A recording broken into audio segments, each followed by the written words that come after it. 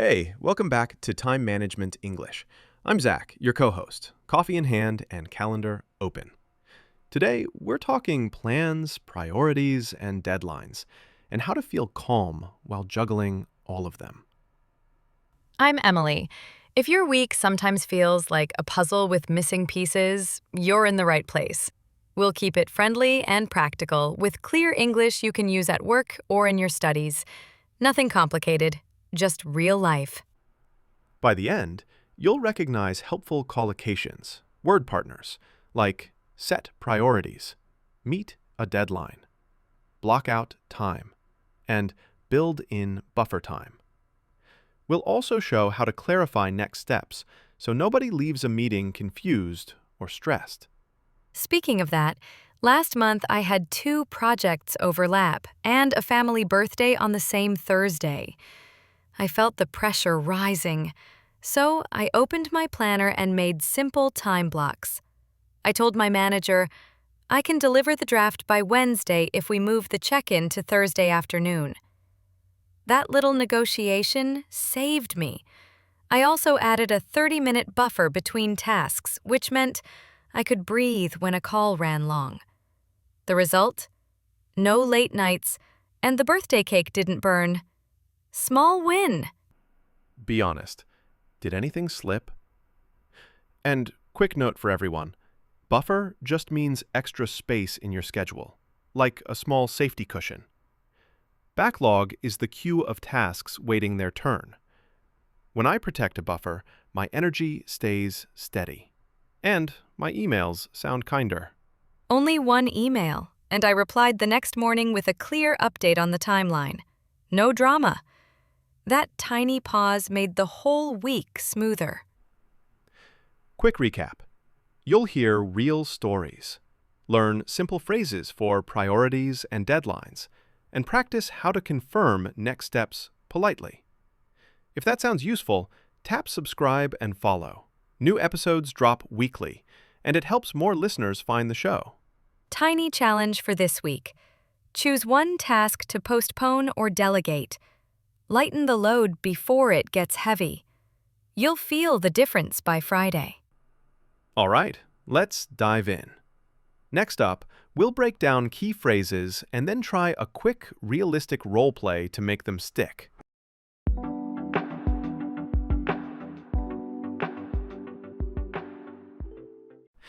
So here's a real week that almost broke me.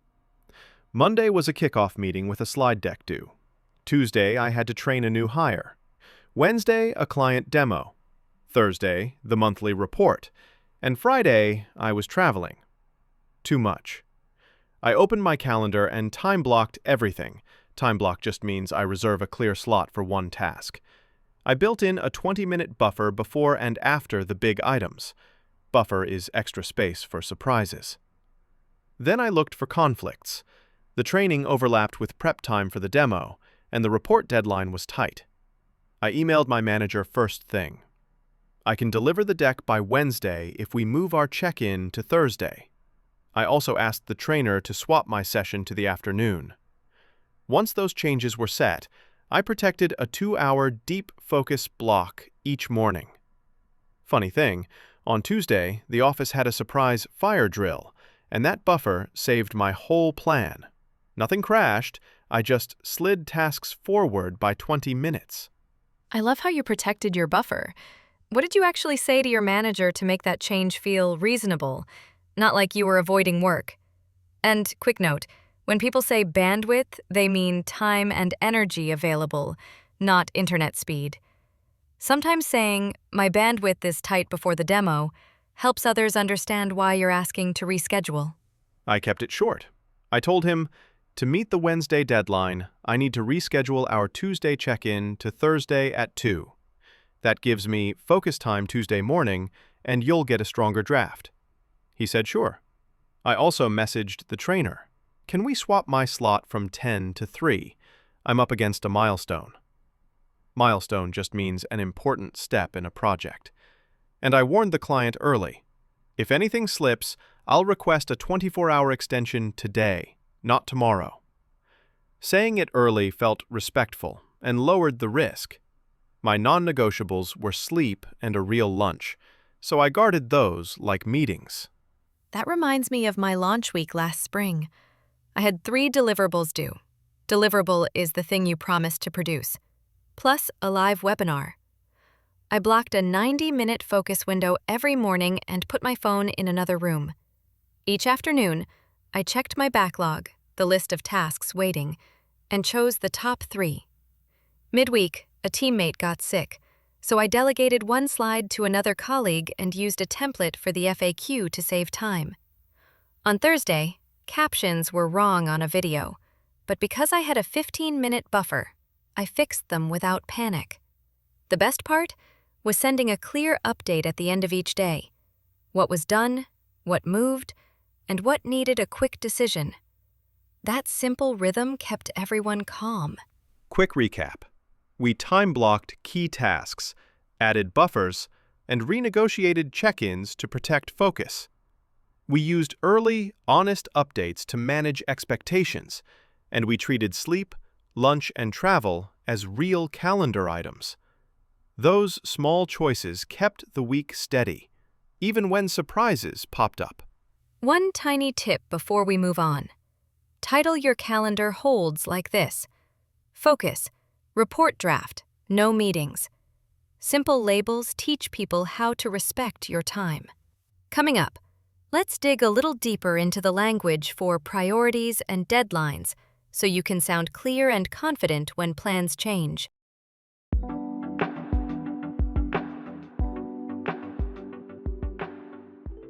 Let's zoom in on language you can use when the week gets crowded. I keep 2 ideas in mind: priorities and deadlines. I'll say things like, these are competing priorities, so my top priority is the client demo. For timing, I check whether it's a hard deadline or a soft deadline. Hard means fixed. Soft means there's a little flexibility. Last Tuesday, I wrote my lead, "Given the competing priorities, my top priority is the demo. Could we push the draft to Thursday? That helps me meet the hard deadline on Wednesday." He agreed in 10 minutes. Framing it around the priority and the deadline kept it simple and calm. On my calendar, I'll title a hold like Block Off, Demo Prep plus 20-minute buffer.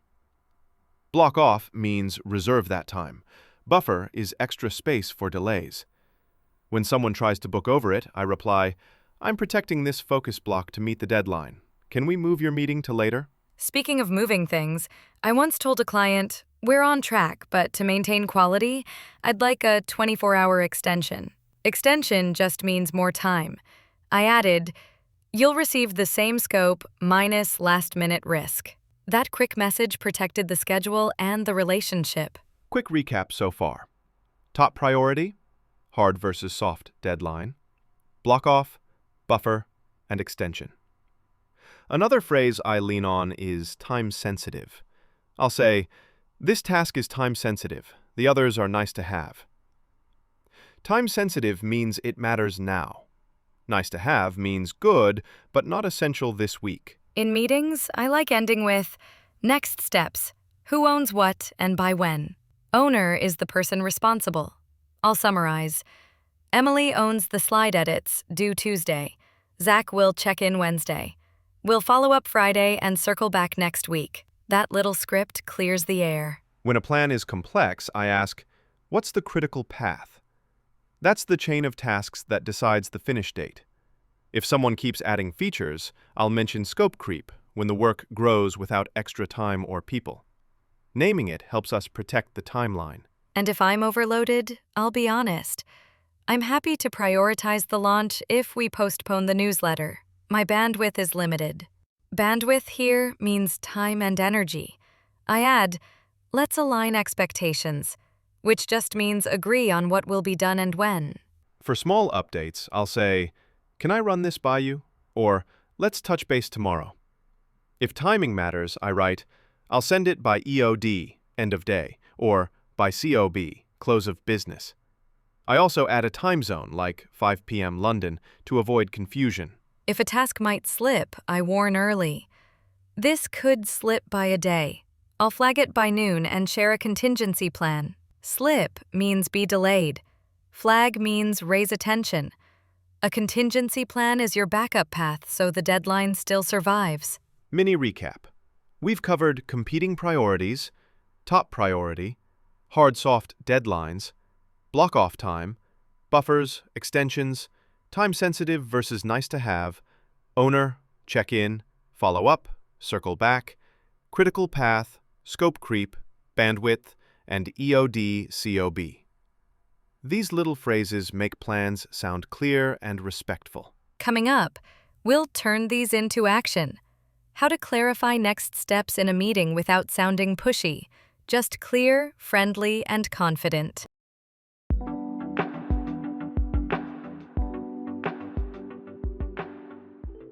When meetings run long, the messy part is usually the last 5 minutes.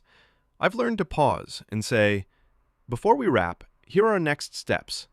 Then I list 3 things out loud: owner, due date, and any dependency. Owner is the person responsible. A dependency is a task that must happen first. Yesterday I said, Maya owns the draft by Tuesday. I'll review by noon Wednesday. Review depends on the data pull from IT. Simple, clear, and no confusion after the call. I do a quick 3W1H. What, who, when, and how. For example, what? Homepage copy update. Who? Emily. When? EOD Thursday. How? Use the approved style guide. If timing isn't fixed yet, I'll say it's tentative. Tentative means not final, and ask, does Thursday EOD work for everyone? That small question invites pushback now, not panic later. I also confirmed the channel. I told the team, I'll send a recap in Slack with the 3 action items. Recap means short summary. In the message, I include time zones, 5 p.m. London, so nobody guesses. Then I add a risk check. Is anything at risk of slipping? At risk means likely to be delayed or blocked. If someone says yes, we adjust the due date right away. Speaking of blocked, I like the phrase parking lot. I'll say, let's parking lot the design debate and return Friday. Parking lot means we hold the topic for later. I drop it into the backlog with a tiny note: owner, goal, and proposed time. That way, it doesn't distract us and it isn't lost. Another micro skill is the silence check. I'll pause for 5 seconds and ask, anything unclear? The quiet gives people space to speak up. If the group is big, I try a quick round robin. 1 by 1, very short. I'll ask, any blockers? Blocker just means an obstacle stopping progress. Naming it early keeps the deadline safe. And I love a crisp close. I'll end with 1 sentence. We're aligned. Maya draft Tuesday, Zach review Wednesday noon, IT data pull Monday. Aligned means we agree. Then I stop 2 minutes early and write the recap while details are fresh. That tiny habit saves so many follow-up messages later. Quick recap. Clarify owner, due date, and dependencies. Confirm the channel for the recap. Invite pushback with a tentative timeline. Use a parking lot for side topics. Run a silence check or brief round robin. And close with a 1-line alignment statement. These micro skills turn a fuzzy meeting into a clear plan. Next, we'll put this into action with a short real-world role play, so you can hear how it sounds when plans change, but the tone stays calm and respectful.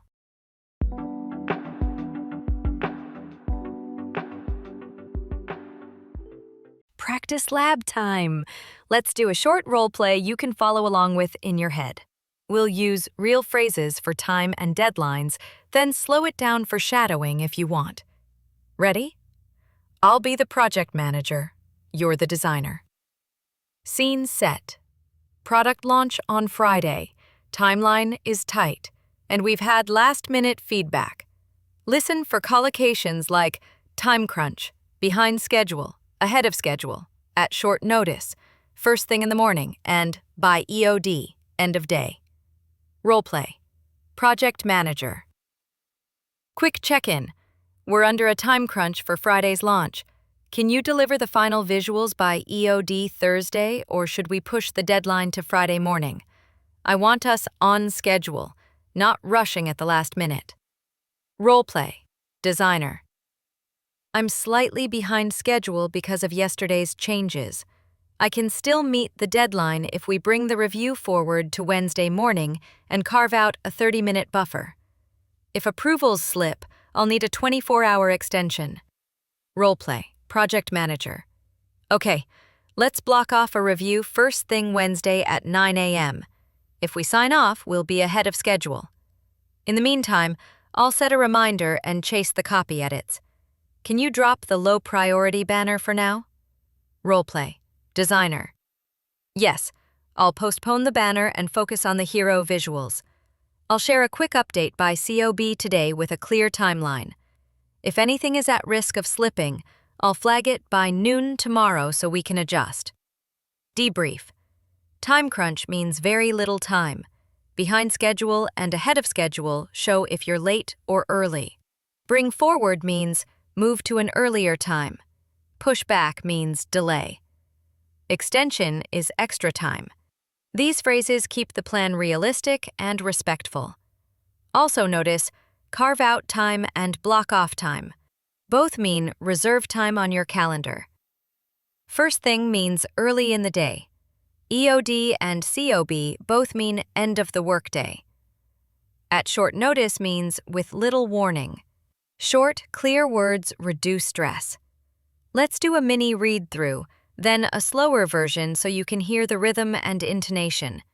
Feel free to shadow quietly if that helps you remember the phrases.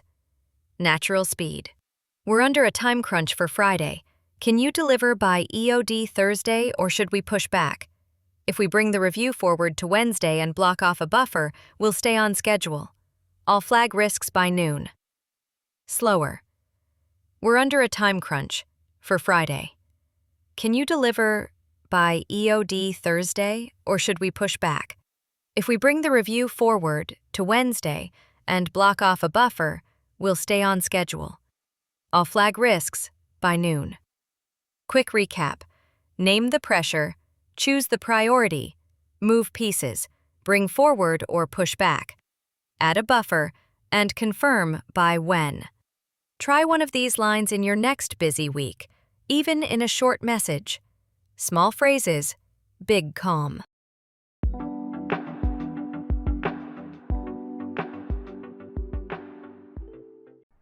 Quick recap before we sign off. Today, we juggled busy weeks with simple language.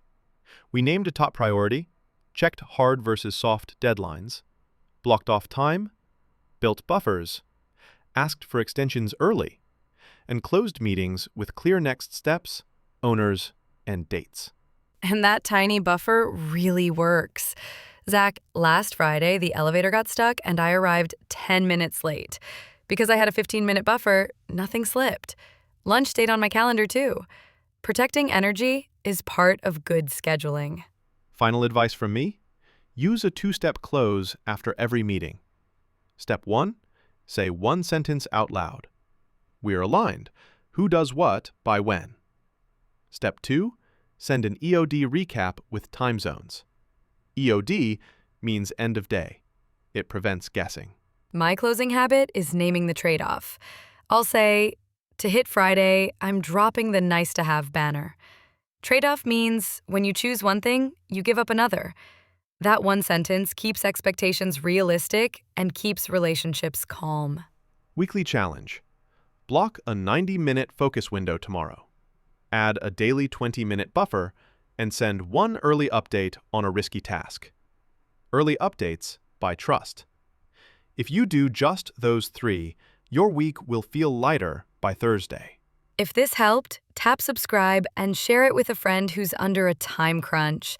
Leave a comment with one phrase you used, like hard deadline or circle back. We'll shout out a few creative ones in a future episode. Thanks for spending part of your day with us. Next time, we'll talk about managing email overflow and writing quick, polite responses that actually save time. Take a breath, choose your top priority, and call one thing done today. You've got this. See you soon.